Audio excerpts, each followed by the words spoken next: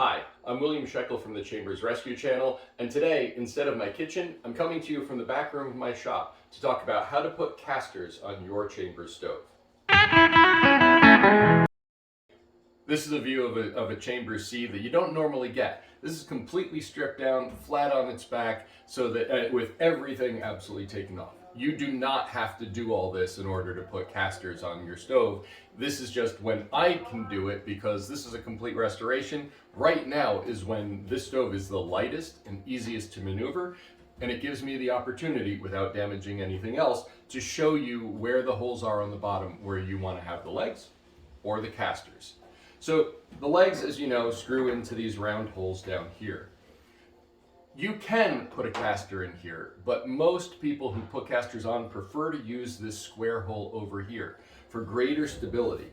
You have this piece of sheet metal, this piece of sheet metal, and this all riveted together, and you're putting less stress on the rivets by putting a caster into the square hole right here.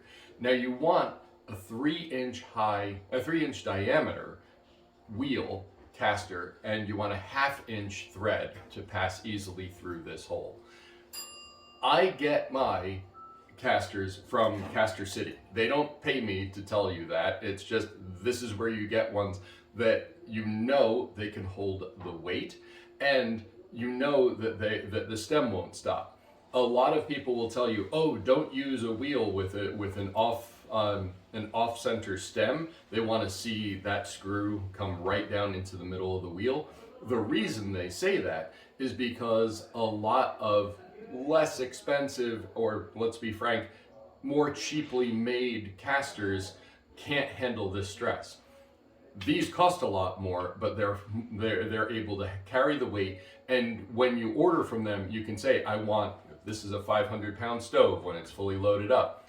So if I have 4 of these that are rated for 300 pounds or 200 pounds, I'm more than able to rest assured that they will carry the weight. And most importantly, the rubber won't flatten.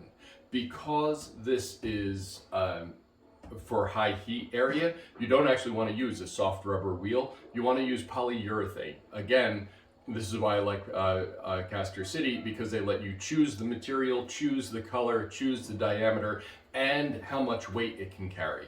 So divide the total weight of the stove by 4 and add a little extra on just to make sure you're being safe, and that's the caster you want. These are rated for 300 pounds each. We're never going to have a problem with this rolling around with a fully loaded Chambers.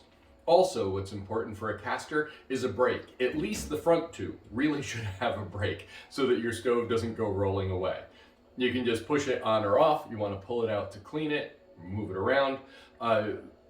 For whatever reason, just switch the brake from on to off, and then these wheels will spin. You don't need them in the back because you're probably not going to lock the back, because it's going to be harder to reach. So once you've gotten the right caster for you, what you do is you're going to slip it into this black hole with a washer and a nut on top.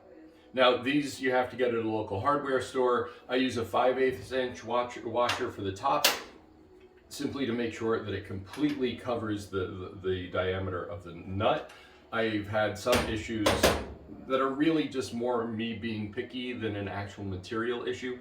But still, I prefer the 5/8 over a 1/2-inch diameter washer, even though this is a 1/2-inch stem.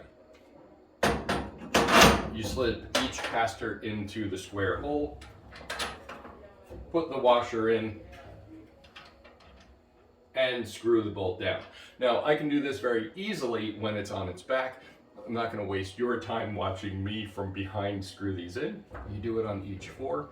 If you're doing this at home and you have this on a dolly, or you've jacked it up a little bit using a hydraulic jack, then you just go one side at a time, do the one side to the other side, and you'll be all set. Just as a note, I've seen some people suggest putting 2 bolts on the wheel, one on the bottom on this side, and the other one on the top. The top one is to lock it into place, and the bottom one is to adjust the height of the wheel if your floor is uneven. You could do that. I prefer not to, because this caster was designed to carry the weight that it can bear on this whole pivoting piece up here. I would rather have the weight distributed across this entire plate than just on the width of a nut.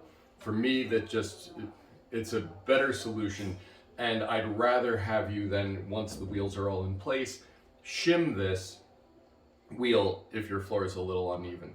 You know, no one will ever see it, and when you need to move your wheel, you just move it. When your stove is back in place, you move the shim back in place, and everything's nice and level. For me, that's a better option in terms of the overall integrity of the caster and its ability to carry the load that you're asking it to.